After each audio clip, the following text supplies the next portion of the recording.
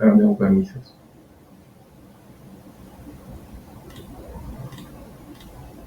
Ahí está. Bien. Comencemos entonces. Presentación. Bien, como les mencioné al inicio, arrancamos con lo que es esta rama de la inteligencia artificial, que es el aprendizaje automático. Acá la idea es también un poquito mechar con lo que ya vienen de los cursos anteriores. Vamos a mencionar algunos conceptos o términos que ya han estado viendo. La idea de las presentaciones es ver un poco la teoría, ¿sí? Ver un poco los fundamentos, las bases, y después dar un ejemplo un poquito más práctico, llevándolo a código. ¿Sí? Vamos a estar utilizando Google Colab, particularmente vamos a utilizar Python, ¿sí? Con algunas librerías de apoyo. Pero esta parte de la presentación es más teórica, más para entender el concepto que tanto código. ¿Sí? Después pasamos al Colab. Pero bueno, los contenidos de la clase del día de hoy básicamente son para sentar bases de lo que es Machine Learning en general. Vamos a dar una breve definición de lo que es Machine Learning. Vamos a estar con lo que es los tipos de aprendizaje que tiene Machine Learning. ¿Sí? El flujo de trabajo, ¿sí? Cómo normalmente se trabaja en lo que es la construcción de un modelo, ¿sí? O por lo menos el entrenamiento en sí de un modelo, para luego pasar a dos vertientes, pero que se encuentran anidadas en lo que se conoce como aprendizaje supervisado. En este caso vamos a ver, por un lado, la regresión, ¿sí? Vamos a abrir el concepto de lo que es la regresión lineal, que es, que es la base, digamos, de muchos algoritmos que vamos a ver posteriormente. Vamos a ver un poquito más más allá de una regresión lineal, un ejemplo de regresión polinomial, y después tenemos la otra vertiente dentro del aprendizaje supervisado, que es la clasificación. ¿Sí? Acá entra lo que es regresión logística y un poquito de evaluación de modelos también.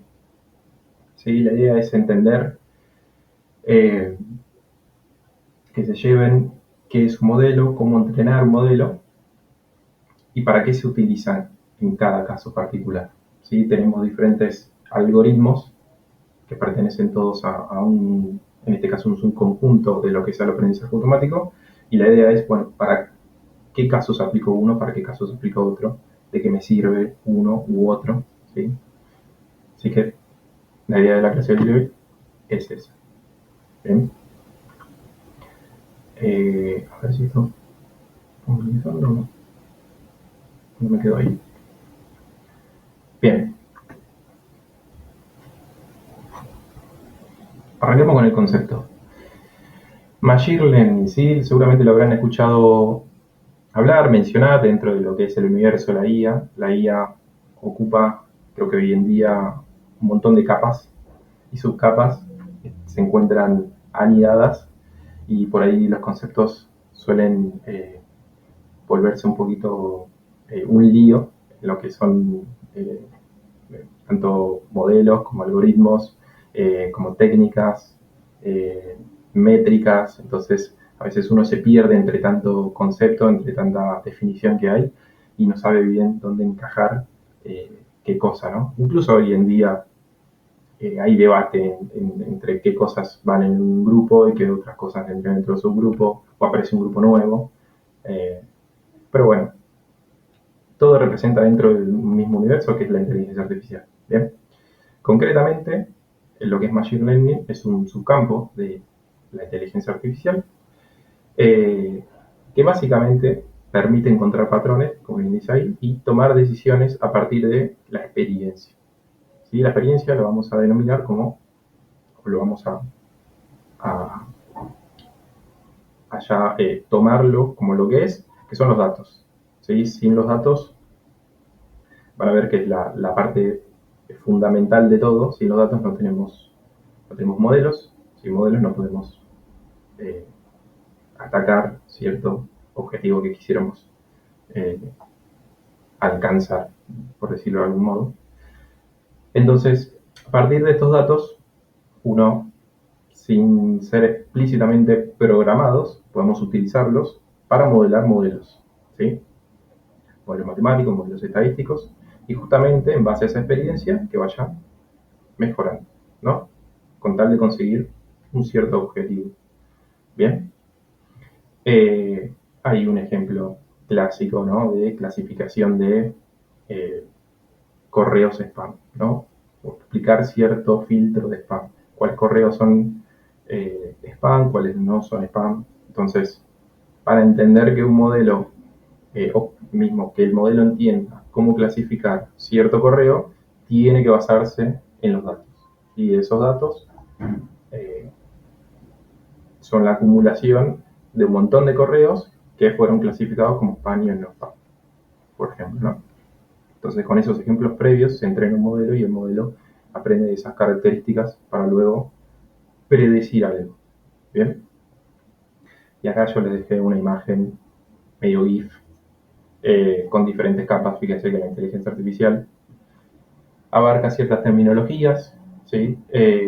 Después está lo que es el machine learning, ¿sí? También mayormente son algoritmos los que se mencionan ahí, árboles de decisiones, feature engineering, la reducción de dimensionalidad, aprendizaje no supervisado, bueno, esos son más tipos. La otra parte, clasificación, regresión, clustering, redes neuronales, sí, eso lo vamos a ver en la siguiente clase. Ahí se menciona el perceptrón multicapa, redes convolucionales, conceptos como backpropagation, función de activación, un montón de otras. Fíjense que está también el deep learning ahí metido, que también podría ser todo un conjunto porque abarca casi todo lo mismo. Siguen siendo redes neuronales, sigue siendo aprendizaje profundo. Y la última rama, por ahí que se está abriendo camino hoy en día, que está haciendo auge, que es la IA generativa, ¿no? Donde entran estos grandes modelos de lenguaje a partir de más o menos un poquito antes de la salida de ChatGPT. Hubo una arquitectura que lo cambió todo, llamada Transformers, que básicamente eh, fue la base para crear los grandes modelos de lenguaje. Que después lo vamos a ver en su primer momento, un poquito más en detalle. ¿Sí? Esperen que voy a...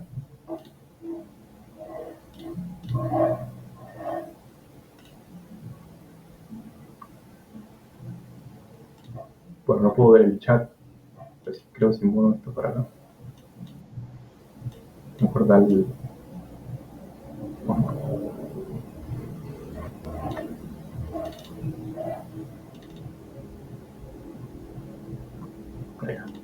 Bueno, ahí está, estoy viendo el chat, cualquier cosa me hace una pregunta ahí, si no quieren habilitar el micrófono, si no, me levantan el micro y me interrumpen, no hay problema. Bueno, dentro de lo que es el aprendizaje automático, tenemos diferentes tipos, ¿sí?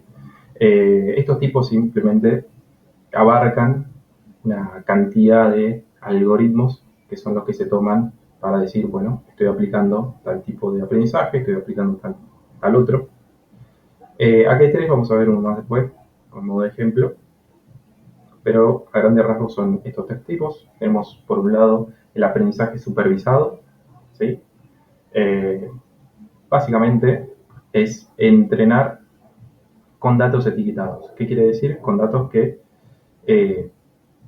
ya se sepan qué son, ¿sí? Por ejemplo, en este caso que hablamos de los correos spam o no spam, es como entrenar un modelo con todos esos correos ya previamente clasificados, ¿no? Clasificados por nosotros, por un grupo de personas que ya tengan esa información etiquetada. Bien, entonces el modelo lo que va a hacer es ir aprendiendo basándose en esos registros ya etiquetados. Bien, es decir, como darle las respuestas correctas a cada dato que uno tiene, ¿no? Acá en este tipo de aprendizaje es el supervisado. entra lo que sería la clasificación y regresión, ¿sí? Estos dos tipos de algoritmos entran en esta categoría. Después tenemos el aprendizaje no supervisado, ¿sí? En este caso es todo lo contrario del anterior, donde teníamos datos etiquetados, datos con las respuestas correctas. Acá tenemos datos sin respuestas, no tienen etiqueta alguna. Entonces la idea de este tipo de aprendizajes es que justamente el algoritmo busque patrones, busque estructuras, busque agrupamientos en esos datos que uno le está dando para entrenar, para saber qué características tienen. Eh, Acá, bueno, tiene algoritmos como el de clustering, el de reducción de dimensionalidad. Eh, es más, estos algoritmos se suelen utilizar más para querer hacer un análisis cuando uno tiene un montón de registros, por ejemplo, y no tienen clasificación alguna, ¿no? Entonces uno dice, bueno, necesito analizar los datos que me dieron, bueno, agrupémoslos, quizás hay alguna característica que los agrupe, entonces no se lo doy a un algoritmo y que el algoritmo me haga ese trabajo. Y después tenemos el aprendizaje por refuerzo, ¿sí?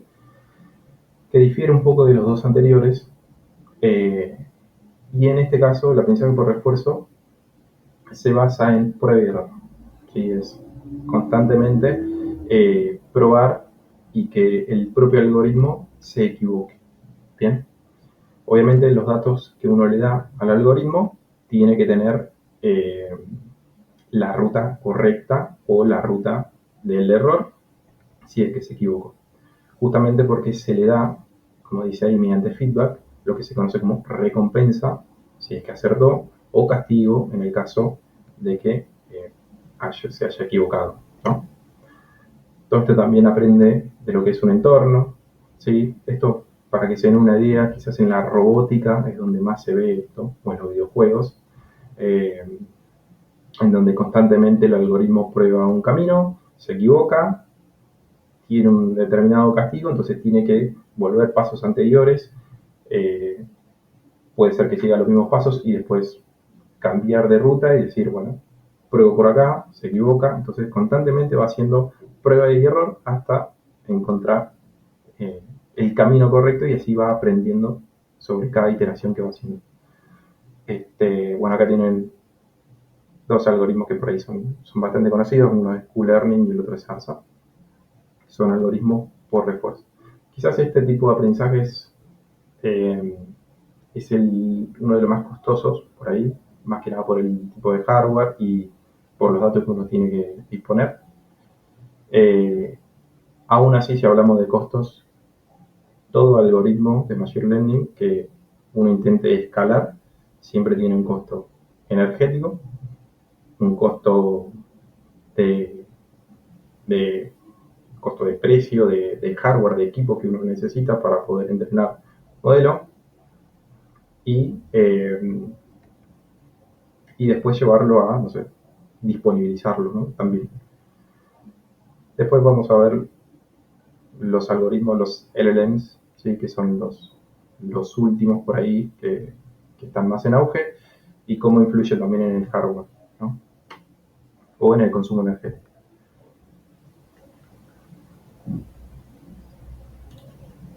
Bien,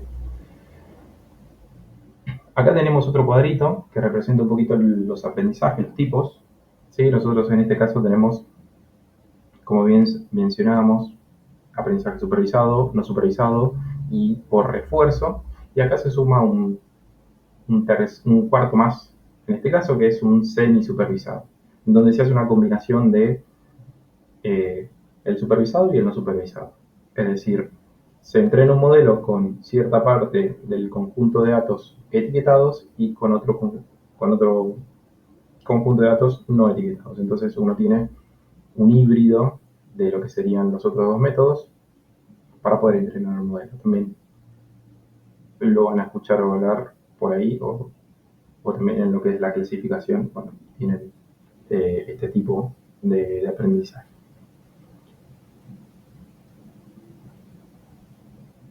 Bien, dentro de lo que es entrenar un modelo en sí, podemos hablar un poquito qué es un modelo.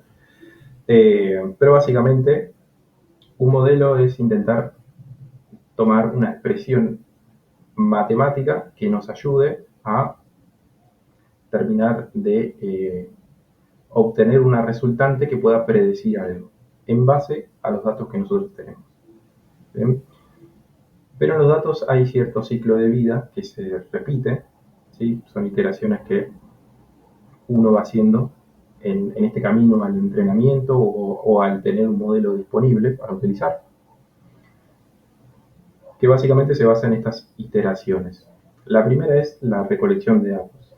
¿Sí? Necesitamos datos para entrenar un modelo, entonces lo primero es, bueno, necesito extraer datos de una base de datos, de alguna fuente externa, no sé, obtenerlos a partir de encuestas, eh, tenerlos en un Excel, por ejemplo, una tabla de Excel, tener registros de no sé, registros propios, de la empresa, de lo que sea. Lo importante es necesitamos datos.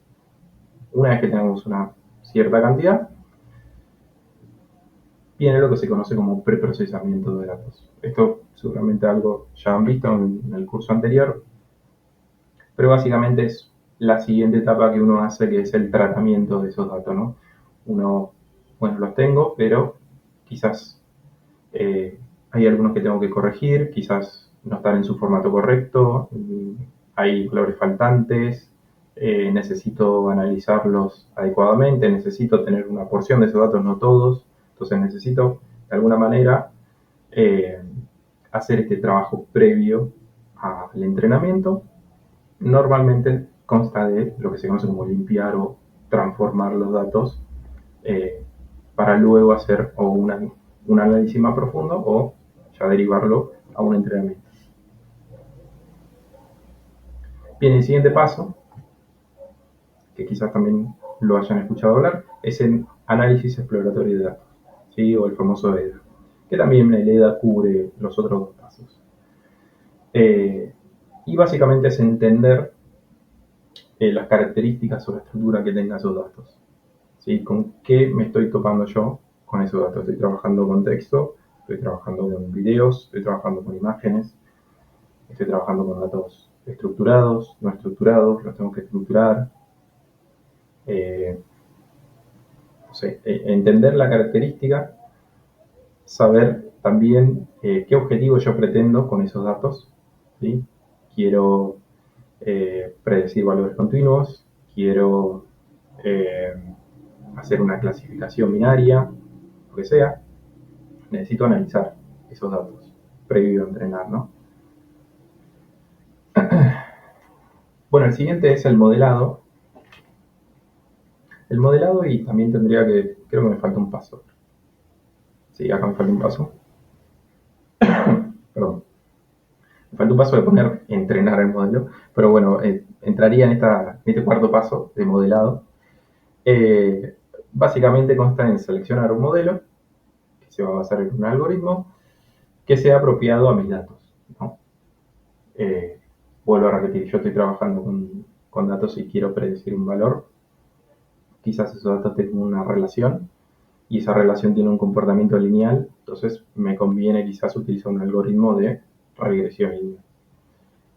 Quiero clasificar correos electrónicos, quiero predecir o clasificar si una persona está enferma o no enferma a partir de las imágenes de una resonancia, por ejemplo. Entonces, por ahí me conviene un algoritmo más de regresión logística, por ejemplo, ¿no?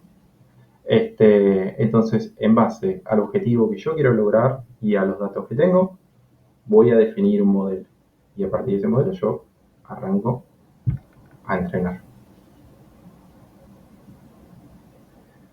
Posterior al entrenamiento, uno lo que hace es medirlo o evaluar ese modelo, qué tan bueno o qué tan malo fue eh, o es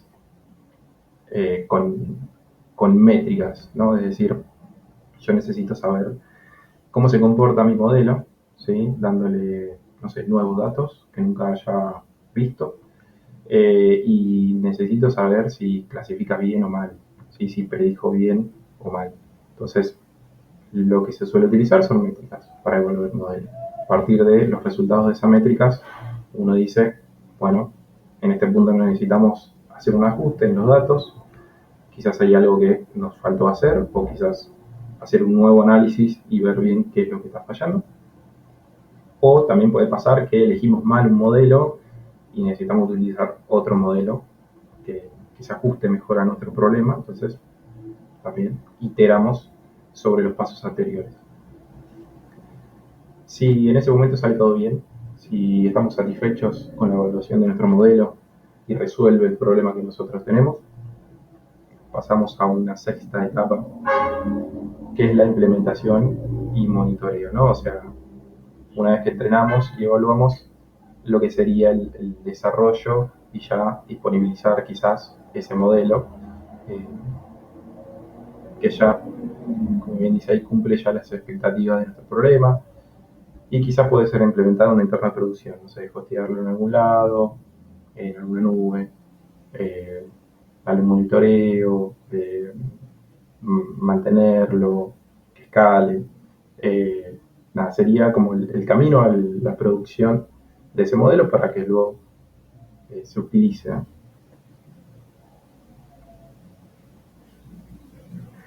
Bueno, acá hay otra imagen ilustrativa de lo mismo, ¿sí? En donde uno comienza con eh, obteniendo los datos de cierta fuente, luego empieza con la ingeniería de características o el preprocesamiento de estos mismos eh, datos que uno recolectó, elige un modelo para entrenar, lo entrena, lo evalúa, lo deploya, le hace un monitoreo y bueno, después viene el mantenimiento, ¿no? Las últimas etapas.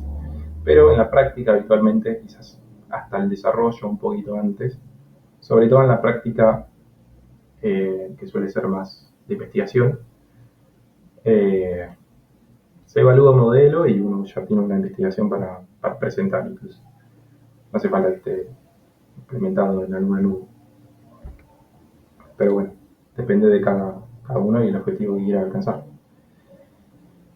Bien, pasemos ahora a lo que es la regresión, ¿sí?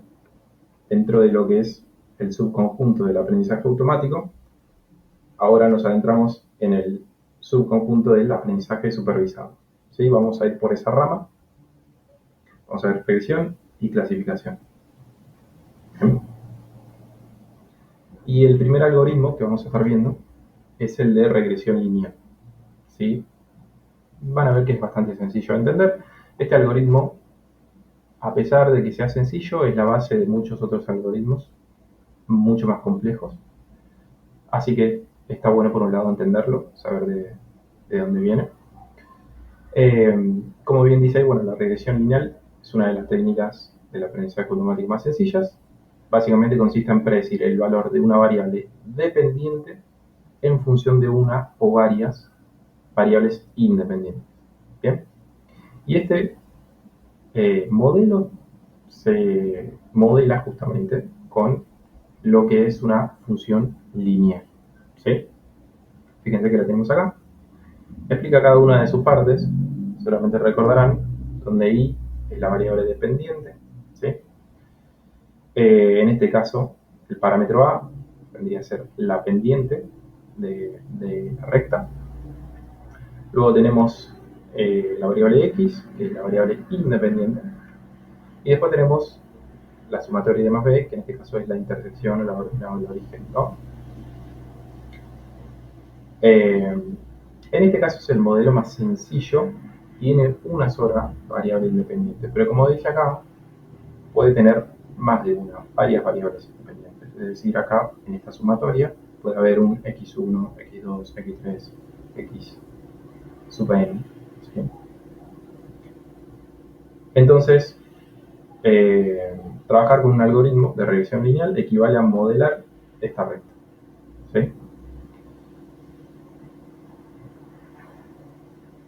Para dar un ejemplo, sí, y sirve mucho también esto, que está por ahí en el camino de la investigación, lo verá mucho, lo que es mostrar una gráfica que explique de cierta manera qué es lo que está sucediendo, ¿no? Y En la regresión lineal, fíjense que acá tenemos en el eje de coordenadas, la variable dependiente, tenemos por un lado el peso en el eje Y y después tenemos la edad en el eje X, ¿no? Lo que sería las variables independientes. Entonces, acá lo deducimos porque no lo dice, pero hay una relación entre la edad y el peso, ¿sí? Una relación que se puede representar linealmente con una recta. Todos los puntos azules representan los datos reales, lo que yo dispongo, ¿sí?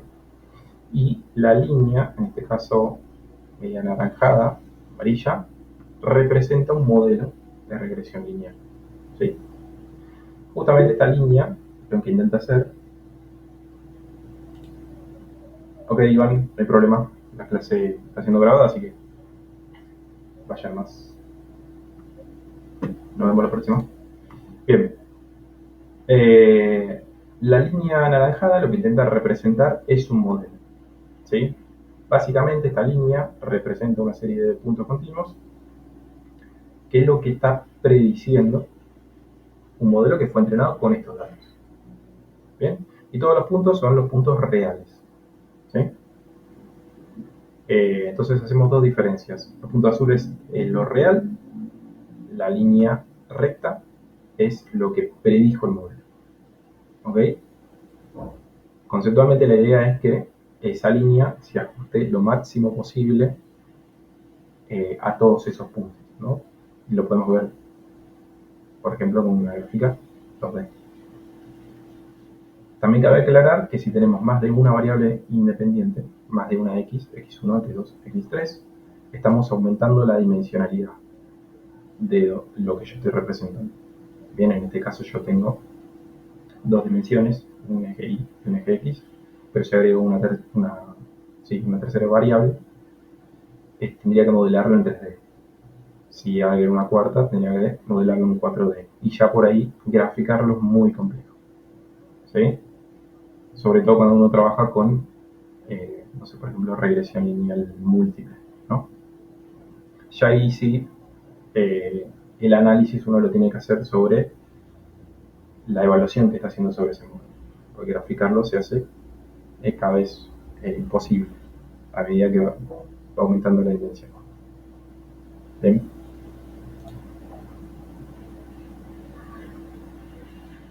Bien, para ahondar un poquito más en detalle sobre qué es lo que representa cada variable o parámetro dentro de la función de lo que es una recta, también lo van a ver con esta expresión, ¿sí? Esto es lo mismo que la función de la recta, en donde tenemos W0 y W1, ¿sí?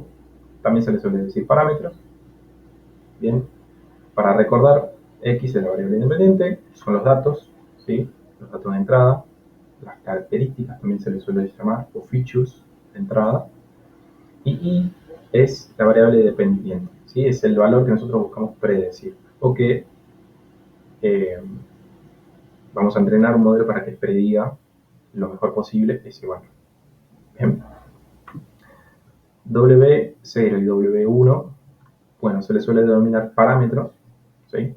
En este caso, W0 es la ordenada al origen, ¿sí? Es lo que atraviesa el eje y W1 es la pendiente, lo que indica la inclinación de la recta. ¿Sí? Ahora tenemos un ejemplo de tres rectas, ¿sí? Una verde, una roja y una azul, y fíjense que tiene diferentes valores para los parámetros, ¿no? W0 este equivale a 2 por X, entonces tiene una pendiente un poquito más inclinada, y el valor independiente o la ordinal origen en este caso es 1, ¿sí? Entonces atraviesa el eje vertical en 1. Lo mismo para la roja, pero tiene una pendiente un poquito eh, más abierta que la línea verde, en este caso más 1, también atraviesa por el mismo valor, y la recta azul, en este caso tiene un 0,5 y tiene una ordinal origen negativa, entonces corta por debajo del 0. Bien, entonces nosotros podemos modelar, por ejemplo, cada una de estas rectas, ¿sí? Todas estas rectas representan un modelo de regresión lineal. Bien. Así, si nosotros tenemos un conjunto de datos y lo expresamos en una, por ejemplo, en una gráfica como esta, fíjense que yo puedo modelar un montón de rectas. Acá tenemos 1, 2, 3, 4 rectas, ¿no? La pregunta es, o la incógnita, bueno, ¿cómo sé que la recta que yo estoy modelando es la mejor? ¿No? O cómo defino qué característica la hace mejor que las demás. ¿No? Porque uno dice, bueno, puedo modelar esta azul y que me prediga lo que entrenó, pero uno dice, che, pero estoy viendo mis datos, mis puntitos, y bueno, la celeste no está pasando tan cerca de todos los puntos. Incluso se aproxima más al punto del centro, nada más. Por ahí la más acertada podría ser la roja o la violeta, ¿no?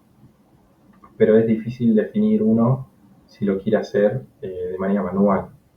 Entonces, tenemos que utilizar algo más que, que va a estar utilizando justamente el modelo, que se conoce como función de costo o de coste, ¿sí?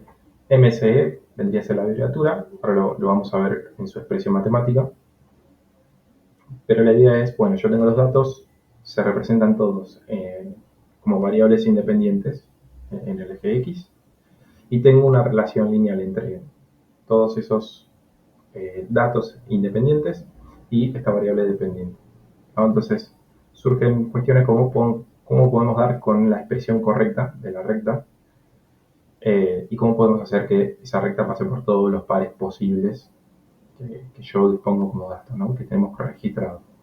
Entonces, uno viendo la gráfica, ahora tenemos un ejemplo, fíjense que la línea roja es, vuelvo a repetir, un modelo de regresión lineal que arrojó esa predicción y los puntos son los reales, los que yo dispongo. Entonces, si uno hace la diferencia, ¿no? Entre lo real, mi puntito azul, y lo que predijo este modelo, la línea roja, tiene lo que se conoce como error. Bien, a esto le vamos a llamar error. Básicamente, la diferencia entre lo real y lo predicho. ¿Ok? Obviamente acá hay una relación entre lo que son los parámetros W0 y W1. ¿Por qué? Porque estos me van a decir, eh, o ajustándolos, uno tiene la representación de esa línea roja. ¿Sí? Si yo ajusto más la pendiente, bueno, tengo más inclinación o menos inclinación. Estoy acercando más los datos o la tengo que ir moviendo para que se acerque más a esos datos. Y después la ordenada del origen es de donde yo intercepto el eje y también la muevo a mi recta que estoy intentando modelar, ¿no? Aún así sigue siendo un poco mecánico todo, ¿no? Un poco un trabajo manual, no estamos automatizando nada. ¿Bien? Ahora pasamos a la parte automática, pero antes, esta función de costo la van a encontrar como SM o, yo acá lo puse de manera diferente, MC, está en inglés, pero SM, esta función se la conoce como error cuadrático medio, ¿sí? Que es la que eh, me va a estar calculando para todos los valores que yo tenga esa diferencia, ¿sí? Con el fin de saber cuál es y promediarla. Bien, acá como bien dice un poquito la descripción, la intuición es justamente que si yo tengo una distancia muy larga, muy grande, perdón, entre lo real y lo predicho, bueno, achicar esa brecha, ¿sí? Y luego armar un promedio sobre cada uno de esos puntos. Bien, y se expresa como, bueno, tiene 1 sobre n, la sumatoria entre esta diferencia entre lo real y el prehecho elevado al cuadrado. Bien. Tiene su fundamento matemático por detrás, porque es un promedio, porque se eleva al cuadrado, porque no se eleva al cubo, porque no es un módulo.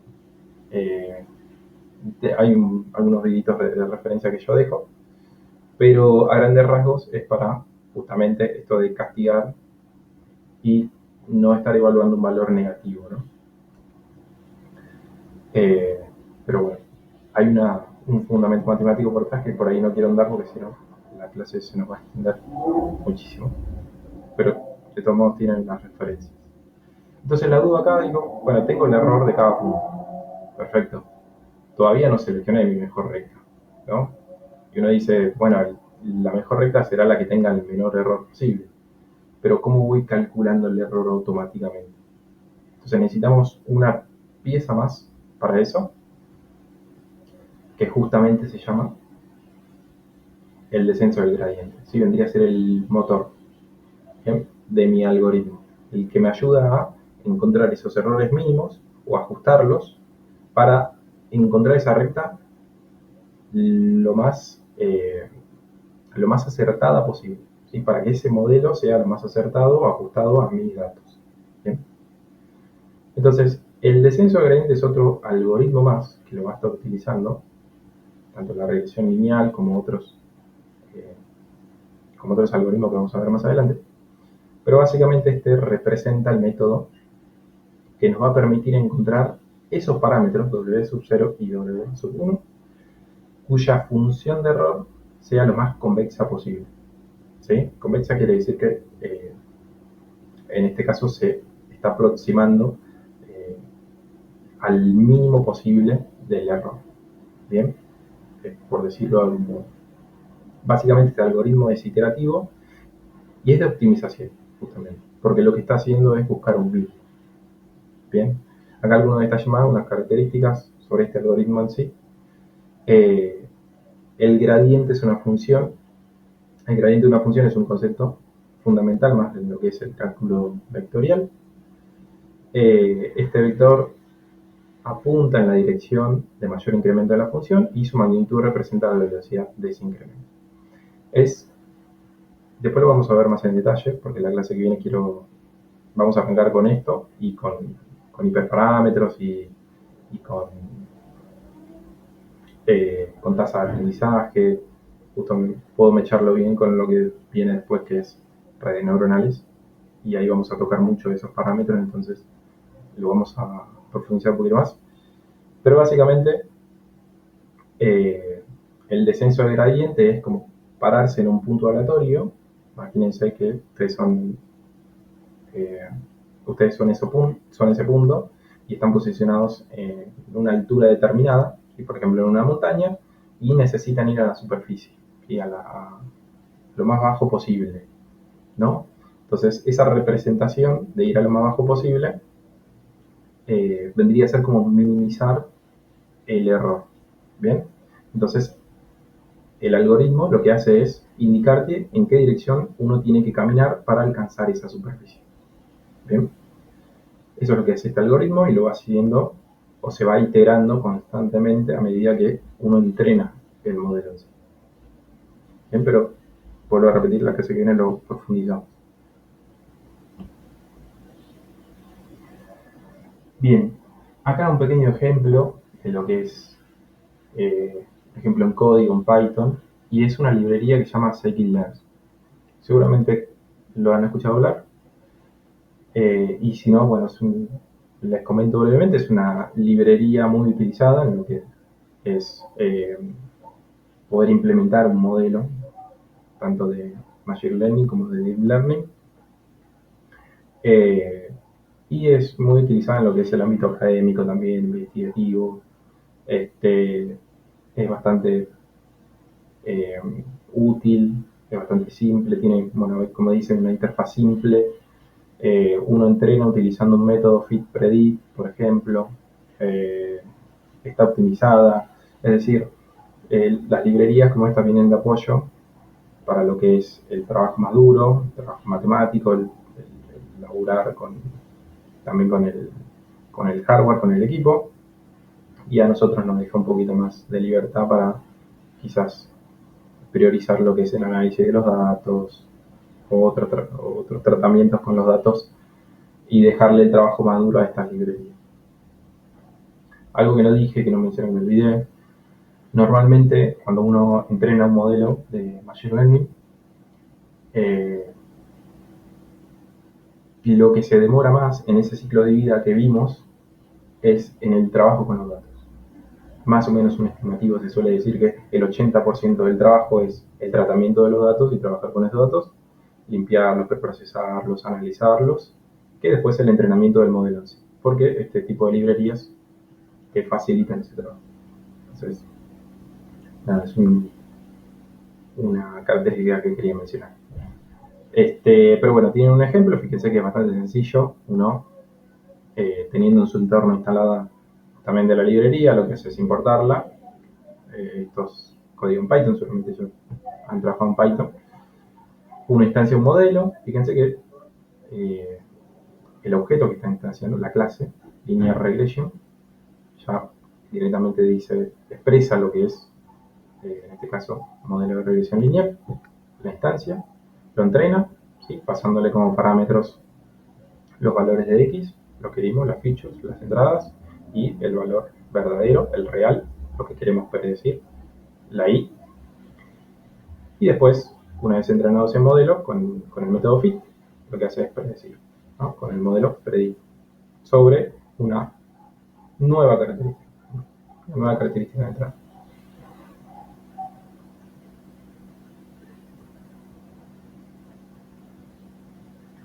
Bien. Después tenemos lo que se conoce como regresión polinomial. Polinomial. ¿Sí? Es decir, en la vida real no todo tiene una relación que se puede modelar a través de una recta. ¿Sí? Muchas veces esos datos quizás tienen, o uno lo puede observar como otro tipo de comportamiento que no es una recta, puede ser una parábola, tranquilamente. Entonces, ya una recta nos queda incómodo para trabajar. Incómodo y hasta, diría, un poco inservible, ¿sí? Porque además uno tendría un modelo no tan óptimo, no tan adaptado a los datos. Por eso también vuelvo a mencionar lo que mencionamos al principio, de muchas veces el problema no viene tanto en los datos que uno tiene o en el trabajo que está haciendo sobre esos datos, sino que quizás se eligió el modelo incorrecto, ¿no? Entonces, cambiando de modelo, quizás cambia la perspectiva y encontraste un modelo que se adaptó a lo que realmente representa tu dato. Pero bueno, uno tiene que hacer un laburo previo de análisis para entenderlos bien a los datos. Entonces, fíjense, acá tenemos un ejemplo de una parábola que parece ser que se ajusta mejor a los puntos negros que la línea recta celeste que tenemos, que representa lo que sería una regresión lineal, ¿no? Entonces, es un caso especial de lo que es la regresión lineal. Un poco la descripción dice: enriquece el modelo lineal al aumentar predictores adicionales. ¿Sí? Básicamente es elevar cada uno de las características de entrada que yo tenga a una potencia. Elevado al cuadrado, elevado al cubo, elevado así sucesivamente, a la cantidad de características que tengamos. Fíjense que acá hay una comparativa entre una variable del modelo lineal, ¿no? Y acá tenemos el modelo polinomial, que básicamente es una cuadratica en este caso, ¿no? Como se puede ver como una cuadratica. Bueno, un ejemplo, una regresión cúbica, ¿no? Donde uno tiene tres valores. Básicamente es, como dice ahí, proporciona una forma sencilla de proporcionar un ajuste no lineal a los datos. En realidad cualquier potencia ya representa algo polinomial, ¿no? Y un ejemplo con, otra vez vuelvo a regar en Scikit-Learn, ¿no? Pongo el ejemplo de Scikit-Learn porque tengo ejemplos en Colab también, pero es una de las más populares dentro de lo que es Machine Learning. No es que lo elegí porque a mí se me ocurrió, pero entre las más populares es la más usada. Si ya la vienen trabajando, buenísimo, pero si no, sepan eso. Y en este caso, eh, uno no cambia los datos, sino que los eleva a la potencia. Entonces, yo en vez de trabajar con una X, puedo trabajar con una X al cuadrado. Y fíjense que importando esta clase, Polynomial Features, lo que hace es instanciar el modelo, le indica qué grado quiere trabajar con esas características de entrada, en este caso grado 2, y después entrena, en este caso un fit transform, con las variables esas de entrada. Y después hace la predicción con el punto final. Entonces, en 3 líneas de código, quizás en la otra había 4 líneas de código, bueno, en este caso son 4 porque estamos importando, ya tiene un modelo que puede implementar, por ejemplo. Igual acá creo que faltarían los datos porque no estamos, falta acá las X, ¿no? Pero bueno, en poquitas líneas de código uno puede modelar ya un modelo de Machine Learning, de regresión.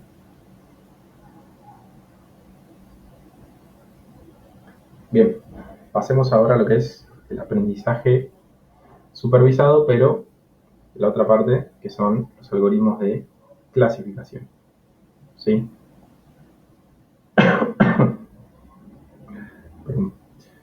Entonces, en lo que es clasificación, hay algo que se denomina regresión logística. Bien. Si bien dice regresión y lo que es regresión está más ligado a lo que son el predecir valores continuos, ¿no? Porque estamos trabajando con rectas, con parábolas. Acá es medio engañoso porque uno en realidad lo que quiere llevar es no predecir justamente ese valor continuo, sino predecir un valor discreto, o más bien una probabilidad. Bien. Dicho más simple, lo que uno intenta hacer es buscar una clase para mis datos, ¿no? Clasificarlos, más bien. Entonces, un modelo de regresión logística se usa para predecir una variable, ¿sí? Categórica, ¿bien? A partir de una o más variables independientes. Pueden ser tanto numéricas como categóricas. Numéricas tienen un número. Una clasificación binaria sería 0 y 1. Una clasificación multiclase serían, no sé, los números que se les ocurra o la cantidad de clases que uno tenga. Y categórica tiene la categoría, ¿no? Si uno está clasificando imágenes, por ejemplo, no sé, resonancias o radiografías de pulmones, por ejemplo, puede clasificar si es maligno, si es benigno, clasificación de animales, por ejemplo, perros, gatos, eso es más categórico. Pero normalmente se llevan en la práctica, esa clasificación se la intenta llevar a una representación numérica, ¿no? Porque lo que es procesamiento por detrás de estas librerías trabajan más con números que con texto, ¿sí? Así que se la suele llevar a un valor numérico, ¿no? Puede ser un vector, un número en sí. Después, bueno, como bien dije, no intentamos predecir un valor continuo, sino la probabilidad de pertenecer a una clase, ¿sí? Esta variable va a tomar variables discretos, como por ejemplo,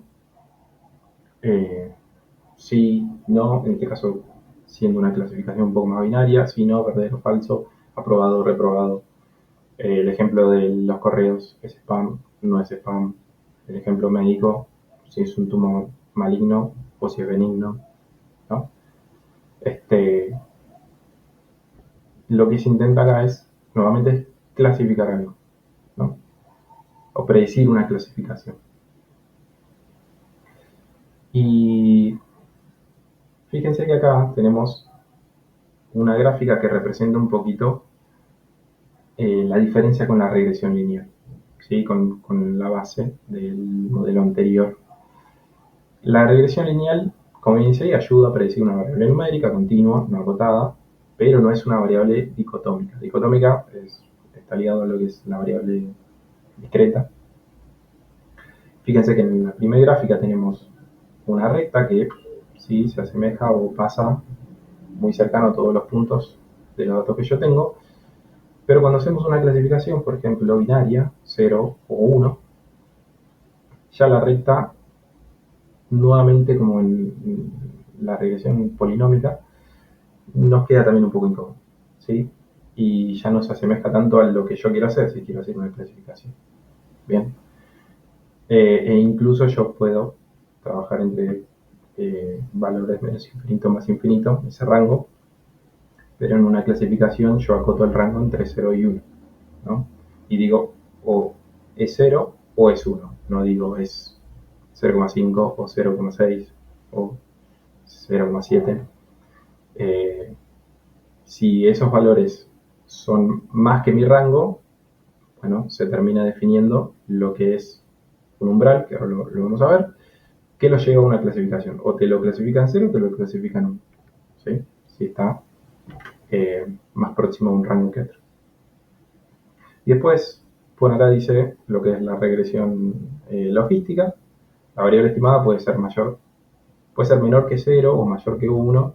En este caso no aplicaría si acotamos ese rango. Entonces, esto nos obliga un poco a buscar una forma alternativa de predecir que ese evento no sea lineal. Bien. La alternativa, en este caso, dice debe proporcionar una variable i que se encuentre entre 0 y 1. Pero ¿cómo hacemos para llevar a lo que es una clasificación, o yo un dato lo llevo a 0 o un dato lo llevo a 1? Bueno, existe una función para esto. Quizás también la han escuchado mencionar, la han leído por ahí, que básicamente es la función sigmoidea. ¿Sí? Esta es una función de probabilidad que básicamente devuelve valores comprendidos entre 0 y 1. ¿Sí? Está expresada de esta manera. Bien. Y fíjense la forma que tiene la función sigmoidea, ¿no? Es como una S, ¿sí? Y este ejemplo está bueno, el de la gráfica, porque tenemos dos clasificaciones. La clase 1 es enfermo, por ejemplo, y la clase 2 es una categoría de no enfermo. Bien. Por el medio de esa gráfica tenemos en la línea naranja un umbral. Bien. Lo que está arriba dice, bueno, que esa función de un valor mayor o igual a 0,5. Y lo que está abajo, fíjense que el valor de esa función menor a 0,5.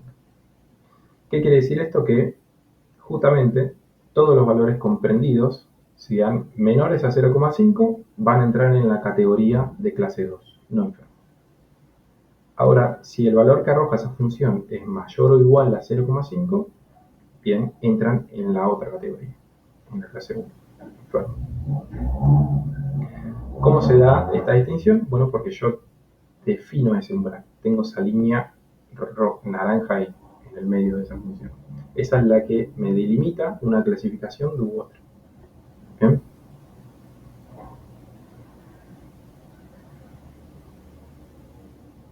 Y hay un pasito más para modelar un modelo de regresión logística, quizás es un poquito más complejo, pero es como una combinación del modelo de regresión lineal donde vamos a utilizar la función de la recta, fíjense que la tenemos ahí abajo, wx más b, más la función sigmoide que vimos anteriormente, ¿bien? Que es 1 sobre 1 más e elevado a la menos x, ¿no? ¿Dónde introducimos esa función lineal? Bueno, en ese elevado a la menos x.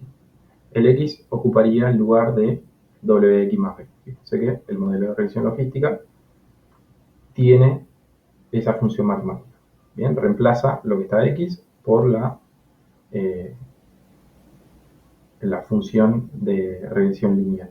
La reemplaza ahí directamente. Entonces, la regresión logística se basa en una probabilidad e intenta llevar el valor que arroja esa función a una clasificación. En este caso es binaria, entonces lo hace entre 0 y 1. Enfermo, no enfermo. Spam, no spam. Sí, no. Bien.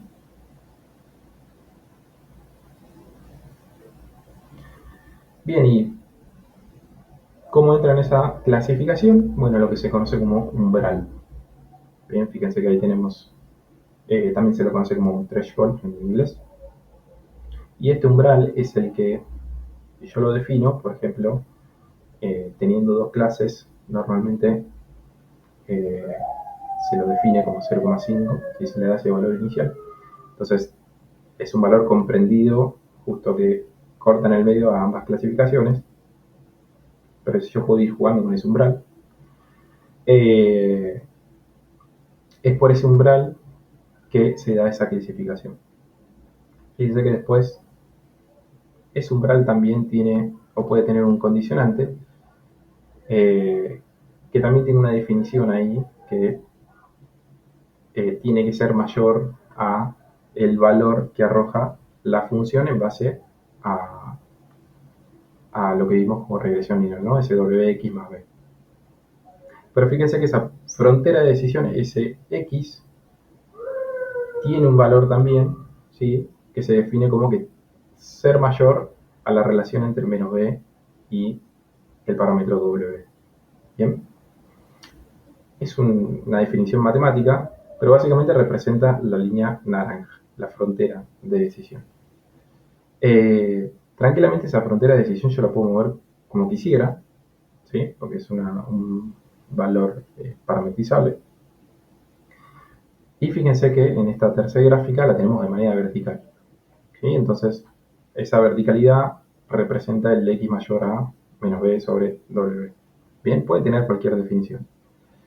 Pero lo importante es que nosotros ajustemos también de la mejor manera o dejemos una frontera de decisión acorde a los datos que yo dispongo para que mi modelo acierte en esa clasificación, ¿sí? Sobre todo es muy importante ir ajustando esa frontera de decisión cuando yo tengo datos desbalanceados. Por ejemplo, tengo más de una clase que de otra, ¿no? Tengo más de la clase 1 que son enfermos que no enfermos. Entonces, de alguna manera estoy desbalanceado en el conjunto de datos, por ahí no puedo disponer de más datos, entonces juego un poquito con el umbral, moviéndolo hacia una clase o hacia la otra. Eh, bueno, algo más que tiene la regresión logística, así como lo tiene la regresión lineal, es la función de pérdida o la función de costo. En este caso no se utiliza la función de costo de la que vimos anteriormente, el error cuadrático medio, ¿sí? Justamente porque no se ajusta a lo que es el modelo o la expresión matemática de la regresión lineal, sino que necesitamos algo que se ajuste más a lo que es la función sigmoide, que es lo que estamos utilizando en otro tipo de función. Y la función de pérdida, que se suele utilizar para la región logística, es la entropía cruzada, se la conoce como binaria, o log loss, ¿sí? Función o pérdida de log. Es una función de pérdida más, pero especialmente sirve para este tipo de modelos. Bien, también la elección de las funciones de pérdida son claves en el entrenamiento. ¿Sí? En la práctica, uno, si no utiliza adecuadamente la función de pérdida para ese modelo que está utilizando y en base a los datos como yo los dispongo, puedo tener quizás un modelo mal entrenado. Y quizás el modelo no está mal seleccionado, uno seleccionó bien el modelo. Pero si no le asignaste en los parámetros de entrenamiento una función de pérdida acorde a ese modelo, y por ahí te arroje resultados malos, ¿no? Entonces, por ahí son quizás detalles, pero en la práctica suele pasar esto y está bueno saberlos, ¿no? Eh, bueno, acá dice un poquito, tiene una expresión un poquito más compleja de lo que es la regresión lineal. Dice penaliza infinitamente las predicciones seguras pero incorrectas. Es decir, puede ser que arroje un valor que esté por arriba del umbral y lo clasifique 100% como que es una categoría enfermo y la categoría, o por lo menos el valor real, ¿sí? SI, nos diga que era un no enfermo, ¿no? Entonces no hay punto intermedio como lo que teníamos en el rho cuadrático medio. Acá es o un 1 o es un 0. El modelo o acierta o se equivoca. No hay punto intermedio. Bien, ¿y cómo nosotros sabemos que el modelo se está comportando de la manera que debería comportarse? Es decir, ¿está teniendo aciertos o no? ¿Está prediciendo bien los valores? ¿Está arrojando una buena clasificación? Bueno, se suele utilizar mucho lo que es la matriz de confusión, ¿sí? Esta, ¿puse bien ahí? Sí. Bueno, como dice ahí, el error nos permite saber cómo se ajustan los modelos eh, o las probabilidades de los modelos, pero no nos explican bien si clasifica bien o clasifica mal, o predijo bien o predijo mal un valor. Entonces normalmente se utiliza lo que se conoce como matriz de confusión, que es esta matriz de acá a la derecha, ¿bien? En donde en lo que tenemos como columnas son los valores reales, ¿sí? O lo que vendría a representar el valor real, y lo que tenemos como fila es el valor eh, predicho por ese modelo, ¿no? Entonces, acá se forman como subconjuntos dentro de esta matriz, en donde las intersecciones tienen categorías en este caso. Por ejemplo, lo que se conoce como TP o True Positive, de verdadero positivo, quiere decir que ese valor es verdadero, es decir, corresponde a un valor real, y también es positivo, es decir, el modelo arrojó que era positivo. Entonces, en esa intersección de este TP, el modelo acertó. ¿Sí? Todos los valores que caigan acá, la cantidad de valores, quiere decir que el modelo acertó. Ahora después tenemos verdadero negativo, ¿sí? El TN, true negative. Vendría a ser la diagonal. Bien, la diagonal que representa TP y TN se la suele conocer como, bueno, no lo quiero decir más, pero algo similar a diagonal verdadera o diagonal correcta. No me acuerdo bien específicamente el nombre, pero básicamente son la cantidad de valores que realmente acertó el modelo.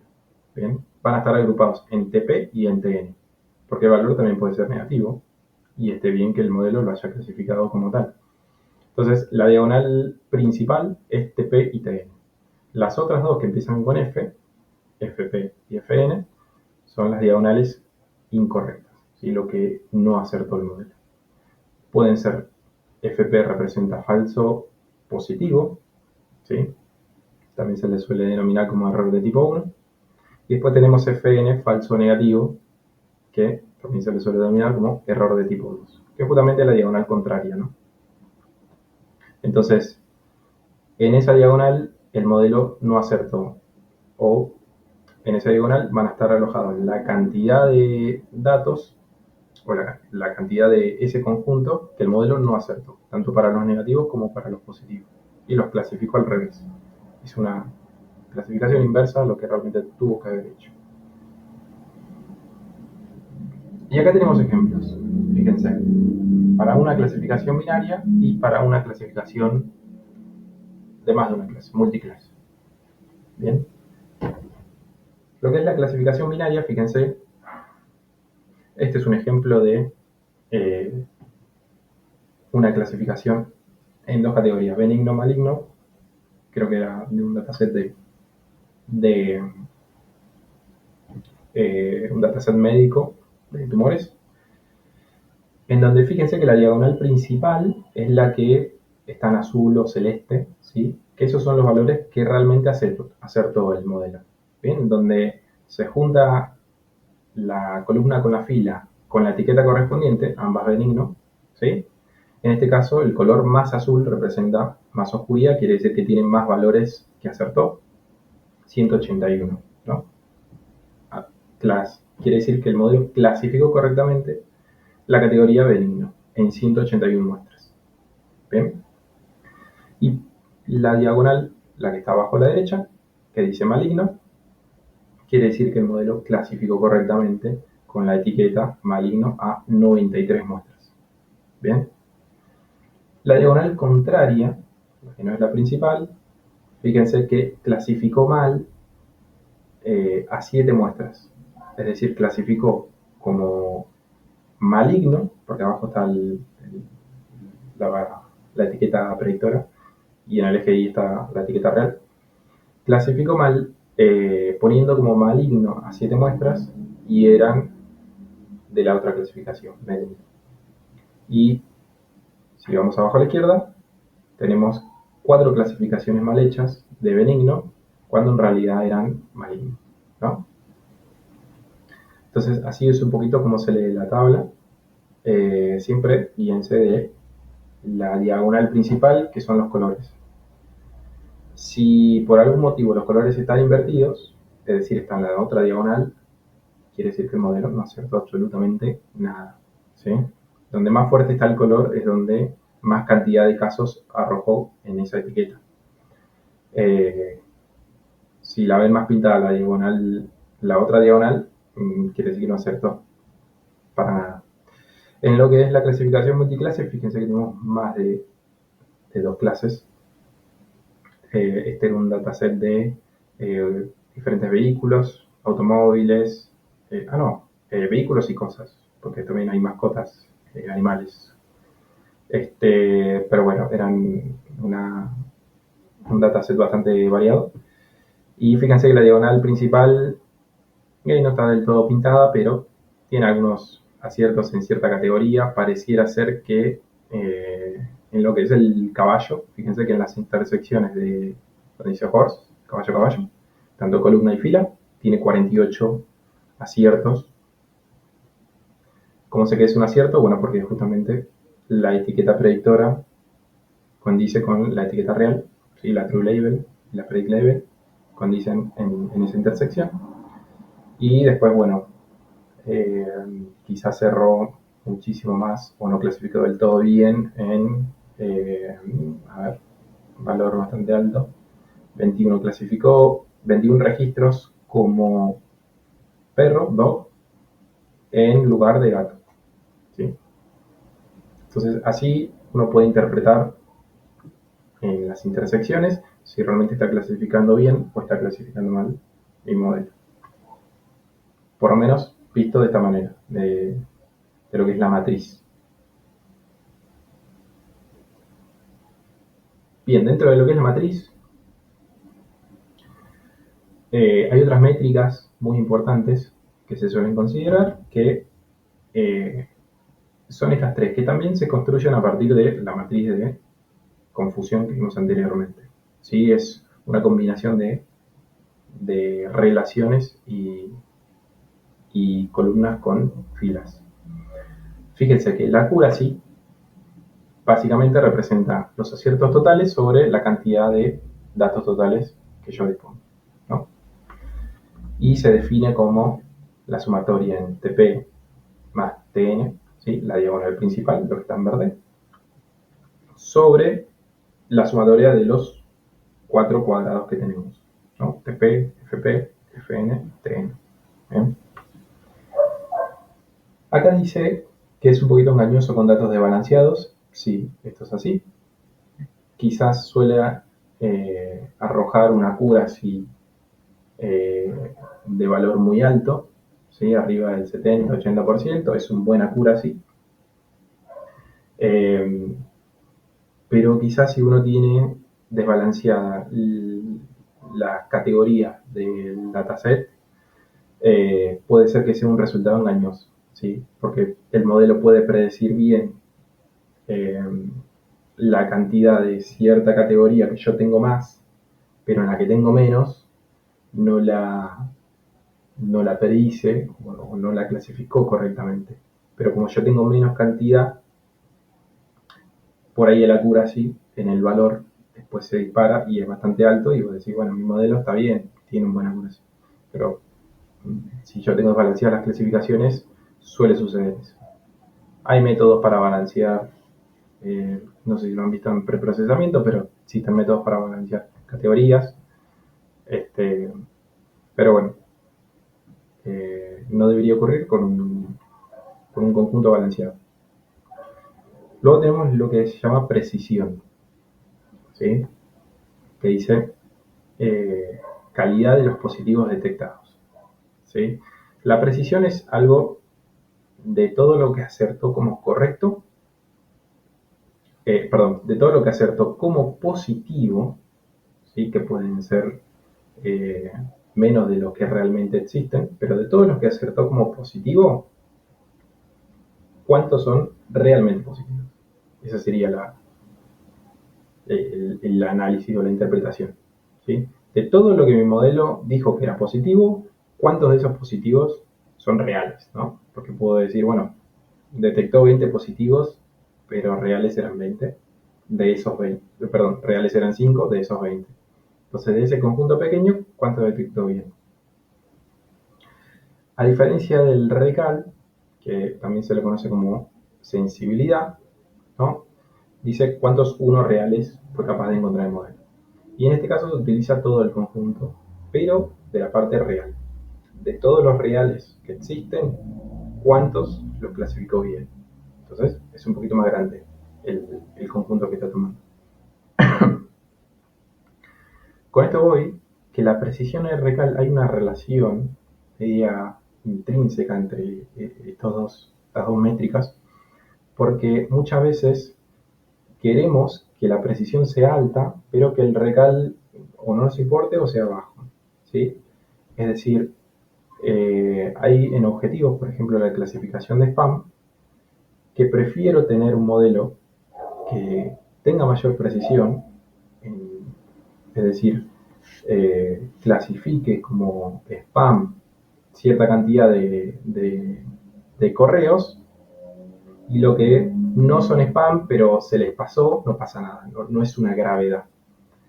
Ahora, cuando nuestro objetivo es clasificar una enfermedad, por ejemplo, maligno o benigno, o está enfermo, no está enfermo, ahí lo que vamos a primordial es el recal, ¿sí? Porque si yo apremio mejor la precisión en ese tipo de casos, yo puedo decirle a un montón de gente que no está enferma y quizás no estoy abarcando la totalidad de los datos que realmente están enfermos, ¿no? Entonces, yo ahí prefiero tener un recal más alto donde me abarque la totalidad de los aciertos, ¿bien? Eh, Nada, dependiendo el objetivo también se puede jugar hasta incluso con las métricas y qué es lo que uno quiere alcanzar, ¿no? Obviamente si hablamos de una enfermedad quizás es mucho más grave detectar o decirle no, no estás enfermo, pero realmente está. Entonces, a clasificar un correo de spam o spam. Entonces, los objetivos son diferentes y hay que tener en cuenta quizás estas pequeñas eh, cositas que arrojan incluso las métricas y saber interpretarlas, ¿no? Pero bueno, vuelvo a repetir, quizás esto los mareé un poco porque tiene mucho de sumatorias eh, de cada predicción o del valor real. Quizás léanlo después, véanlo con calma y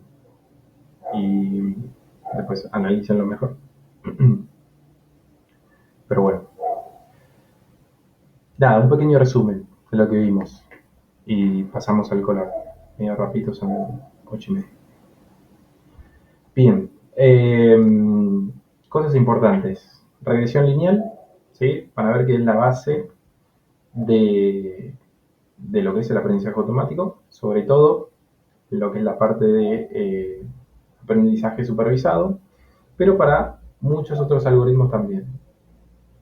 Si se dieron cuenta, en la función sigmoide nosotros reemplazamos la función lineal en la función sigmoide, en la variable independiente, ¿no? Entonces se toma parte de la regresión lineal ahí.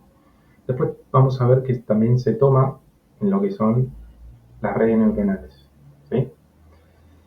Los polinomios son un poquito más complejos, pero me sirve cuando mis datos no tienen ningún tipo de relación lineal. ¿Sí? Tienen otro comportamiento diferente, más bien asemejados a lo que es una curva, ¿no? Después tenemos la regresión logística. Ya hablamos que extiende un poquito este concepto de linealidad a lo que es clasificación probabilística a través de lo que es la función sigmoide. Y por último tenemos las métricas que nos permiten entender cómo se está comportando nuestro modelo. Entrenamos el modelo, necesitamos saber qué tan bien o qué tan mal está performando, ¿no? Entonces nos apoyamos en las métricas. Bien. Acá les dejé algunas referencias. Puedo dejarlas algunas más en lo que es el campus. Puedo hacer hay un apartado y agregarles un montón de referencias más. Pero bueno, quizás son las que a mí me ayudaron. Dejé un videito también, creo que el de revisión logística, función sigmoide y esta clasificación binaria es un videito, está bueno. Quieren véanlo. Luego los primeros, el primero y el último es un libro, son 2 libros, perdón, y el segundo es un enlace. Pero bueno, tengo más todavía para compartirles, si quieren se los puedo ir dejando. Los dejo en el campus, así está más simple, más rápido para que ustedes accedan. Eh, ¿Alguna duda hasta acá? Perdón. ¿Venimos bien? Sí. Sí. Sin dudas. Genial. Eh, Bien, vamos a pasar a la parte práctica, o prefieren hacer un corte. Si pasamos a la parte práctica, ya finiquitamos la clase de hoy, como ustedes quieran. O quieren un descansito y... ¿Qué prefieren? La práctica. Si quieren, Dale, pasamos a la cualquiera la mayoría. Dale, dale. Vamos con la práctica. Sí, vamos a poner la práctica.